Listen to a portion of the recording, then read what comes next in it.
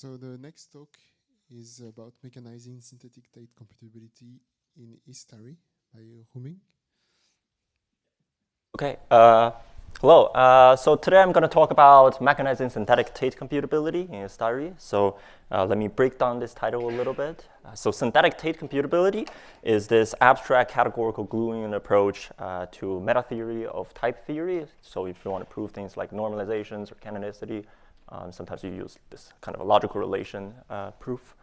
And Istari is the main focus of this the main tool of this work, which is a new pro-style proof of system based on extensional dependent type theory. I'll say more about this later. So as a motivating example, if I want to prove something like the canonicity theorem, which is to say that every closed term of type bool is either true or false. The way I can prove this is via this Tait method. So the proof idea is you can equip every type A with a computability structure, and then you equip every element of type A with a corresponding evidence to the computability structure. And here's an example. So syntactically, you have that true is an element of type bool. And you can equip bool with this predicate to say that every bool is either true or false. So think of this as a sort of a sigma type where the first component is the syntax in red and the second component is the semantics. And on the term side, you need to equip the evidence for this predicate, which in the case of true would be a left injection. All right, and let me group this piece of data together a little bit. So let me group the term part. Let me call it the blue capital true, and the predicate part to be the blue capital bool. So if you think of this as a sigma type, indeed, the blue true has type the blue bool. And you could do this for other constructs in your language, like the elimination, for example, the case analysis. The syntactically on the top will be the syntactic if, and the semantic will be a case analysis on the Boolean. Remember, the semantic of a Boolean is an injection either to the left or to the right. So you can case analysis on this. If it's a left injection, then you return a true branch. If it's a right injection, you return the false branch. And more importantly, you can check that all those blue terms behave exactly like the red terms, meaning that they satisfy the same equations. Like, for example, on the screen, that's the beta law for the if. And the way you verify it is you plug in all those definitions for the blue if and the blue true. And indeed, syntactically, that would be syntactic if true, which is going to the true branch. And semantically, it's a case analysis on the left injection, which will give you the true branch as well. So therefore, if you have an element, arbitrary element of type bool, you can take this process, which I call bluify, the actions of turning red thing into a blue thing. Then you can obtain a proof that the term that you have is either true or false.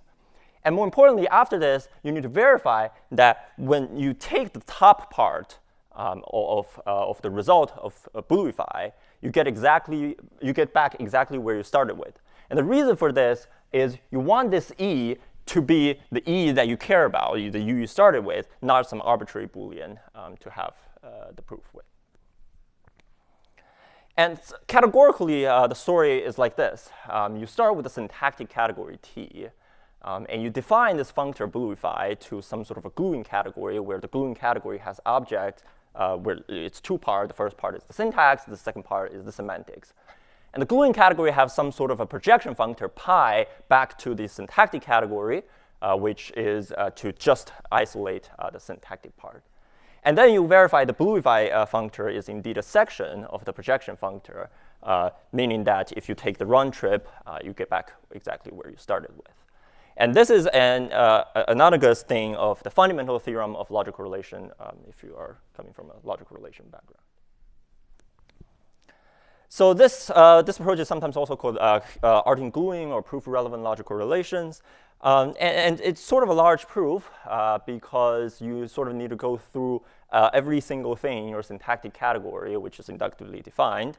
And some of the proof obligation, because you're specifying a functor, is kind of tedious. Right? For example, the naturality condition, which is to say that all the operation preserve substitutions. So this is the analytical story of Tait's computability, or as French call it, the reducibility candidate. And the synthetic story of the same thing is you can describe this functor, the bluify functor, in a type theory. And the type theory admits a model in the category, and therefore it gives you back the logical relation as you want. So here's the idea of synthetic Tait computability, which is introduced by John Sterling in his thesis. So you build a type theory starting with one axiom, which is you have an intuitionistic proposition seen, which represents the syntax that can control whether you are talking about the syntax or are you talking about the semantics.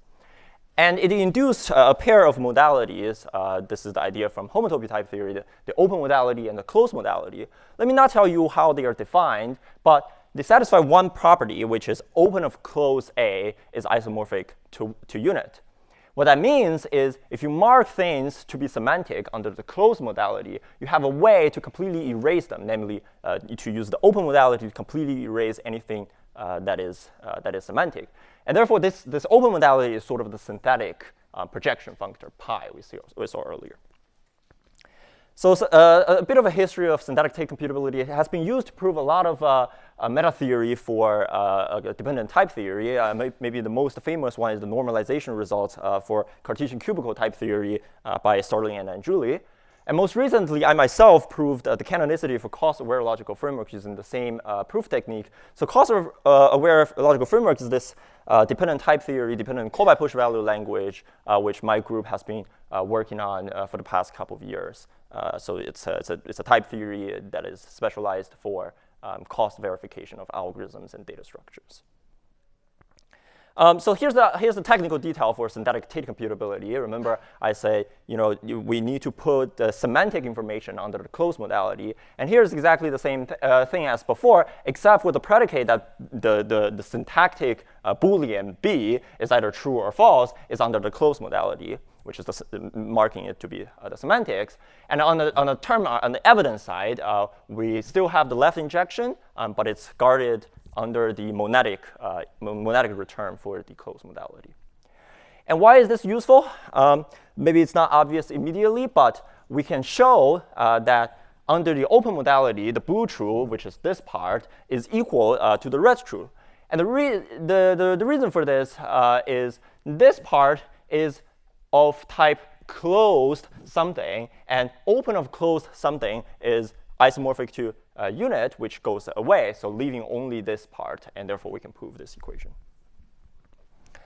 So the proof goal of synthetic Tait computability is to construct all those blue terms, like blue true, which is a term of type bool, such that under the syntactic, under the open modality, which represents the syntax, they give you back exactly what the syntax you started with.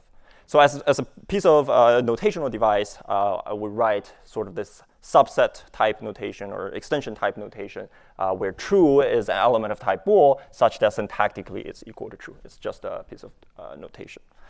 So to prove the fundamental theorem of logical relation, it suffices to construct all those blue terms, all those blue counterparts to the syntax that you have, for example, the booleans, the true and false, and if each of their corresponding type that you would expect, such that syntactically they are equal to the syntax they started with. So let's do that. So I just write on those types, and I want to give terms of those things. And the technical detail of how exactly we write down those terms are sort of irrelevant. But in almost all cases, there's only one way to make everything type check. Reducing the complex logical relation arguments into some sort of programming puzzle in a dependent type theory. And here's the complete program. And we can do the same thing for like more complicated structures like pi types and lambdas and applications. And then you verify that indeed the blue terms satisfy the equation, for example, the beta laws. And just give the term. It's exactly as shown on the screen. Again, technical details doesn't really matter. So the proof is quite short. In fact, it's too short that it fits in 2 of my slides. But this can be kind of deceiving because there are a lot of details that are behind the scene. And the first kind of detail is the hidden transport reasoning and equality reasoning. If we look at, for example, the semantics of lambda, the computability structure for lambda, in order for this thing to type check, it actually needs to transport along a bunch of equations. In fact, this is the first equation you need to transport along. And then in fact, in order for this equation to make sense, it needs to transport along another equation and a bunch of other equality reasoning. So in many proof of systems like ACDAS or ROC, this will lead to transport hell, the similar kinds of thing that we heard about in the first talk in this session, except for in their work, the transport hell arise from the substitution calculus. Here, the transport hell arise from the modality framework that we work with. So there are other reasons why this proof is kind of short. Maybe the most notable one is function extensionality, which notably is not provable in ACDA or ROC, those intensional proof assistants. So my point is none of your favorite proof assistants support all those features I need in order to make my synthetic Tait computability nice and beautiful, except for one, or at least I only know one, which is Istari. It's this new proof assistant that is being developed at a CMU, which is a NuPro-style extensional proof assistant based on computational semantics. So I'll remark a little bit more about NuPro and computational semantics. So the idea is you start with raw syntax, and you build operational semantics around those raw syntax. Building on those operational semantics, you can build per model, which is the logical relations. And because the logical relations are sort of extensional at functions or equalities, you get those extensionality principles for free. And that's why it's an extensional proof assistant. So here's a little bit more features about Istari. The first thing is the typing judgment is internal to the language. For what that means is this thing m:(a), m of type A, is a proposition to be proved by the users. Right? This is not like in ACDA or ROC where you write down the term and you write down the type and you click a button, the type checker automatically type check everything for you. And the second thing is this sort of a substitution principle. If I have n equals n prime, which is a propositional equality, Istari validates the equality reflection, which is to say that the judgmental equality coincides with the propositional equality. So if I have n equals n prime propositionally, I could also have m of type an and at the same time m of type an prime. And last but not least, most famously, this kind of thing is undecidable. The type checking process in extensional type theory is undecidable. But really, this is a feature, not a bug.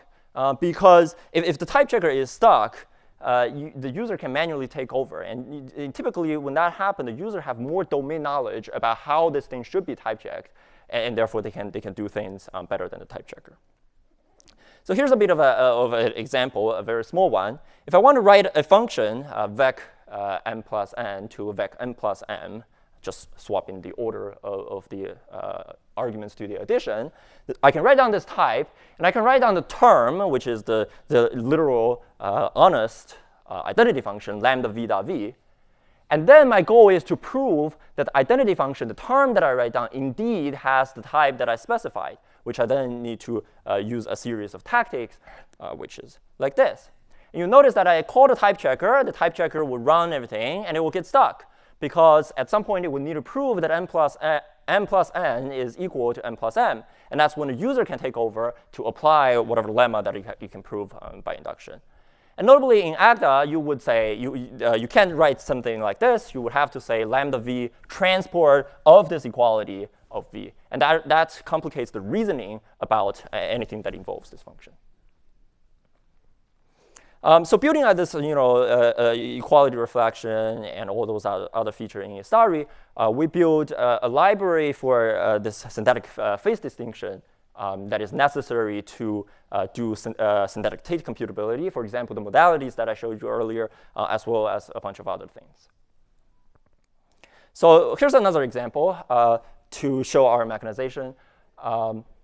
So this is the lambda, the semantics of a lambda, and this is quite literally what you would write on paper, for example, from Sterling's thesis. And in our mechanization, it's quite literally word-to-word transcription of what the on-paper term look like. I would just highlight, so we specify the type, we specify the extension part, the syntactic part of lambda.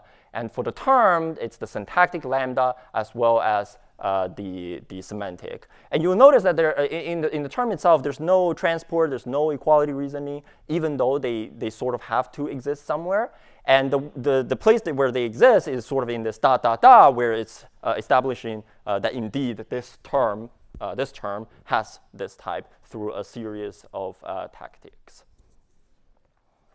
So maybe the main takeaway is our mechanized proof is almost a verbatim from the on-paper proof. Well, except for Istari doesn't support Unicode, which I guess in the proof assistant community is sort of a deal breaker. But anyway, so we mechanize in this work, we mechanize the canonicity model for dependent type theory, which has the pi type and Boolean with a large elimination, as well as the causal logical framework that I told you about earlier, which featured this free forgettable junctions, F and U, as well as the computational effect for cost.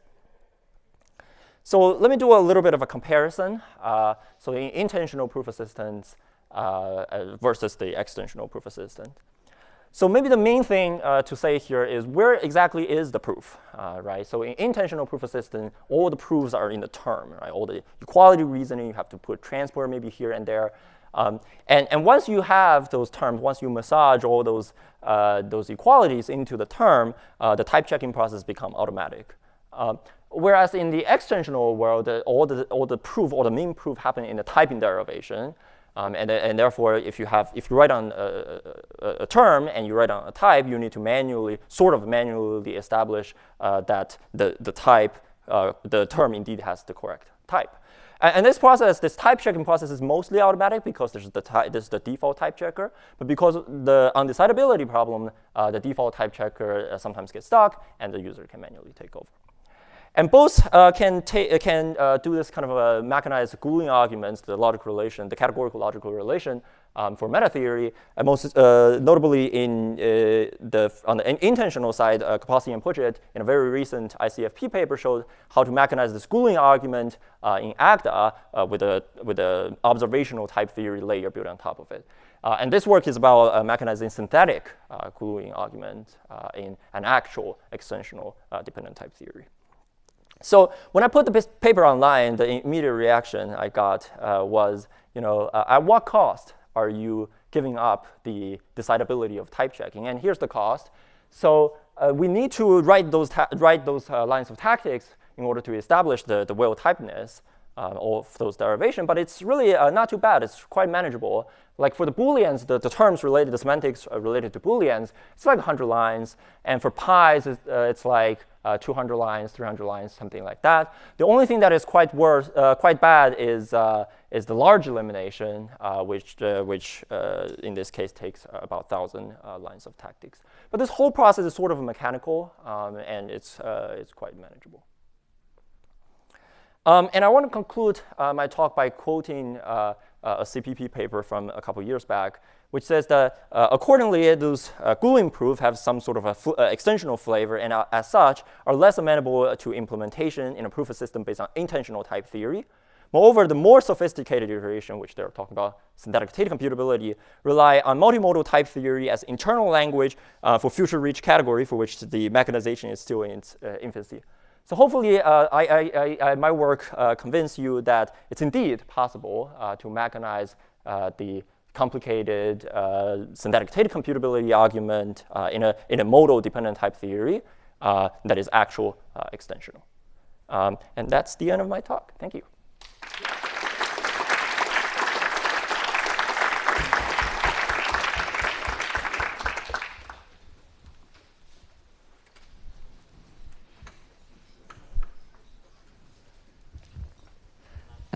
Thanks for the talk. It's very nice work. I was wondering, so how much of this could be reproduced? So we had the talk yesterday about this kind of embedded proof assistant in a proof assistant. How much of this could be reproduced inside a proof assistant rather than like through an external proof assistant, and then all of these things would at the end of the day elaborate to intentional type theory, and then the type checker would be trying to derive equality proofs, and when it fails, it gives you manual obligations to prove these things yourself. And like, I feel that in a sense, this should be possible, and maybe allow you to kind of go back and forth between the external point of view and the gluing category and the internal view. Like, what do you think of this? Yeah, I think it's certainly possible. What you're asking basically is how can we use the technique from Vortex talk yesterday, Exactly. that's from the synthetic lean to our approach. I think it's totally possible, maybe not immediate, but it's totally possible, because here in my work, I only focus on the synthetic side because I have a synthetic language I want to program inside it, whereas in their work, they are trying to develop for an arbitrary synthetic theory, they can encode into some sort of a semantic model. So I think there's completely connection there that we can explore. But again, my work is completely on the synthetic side. Thanks.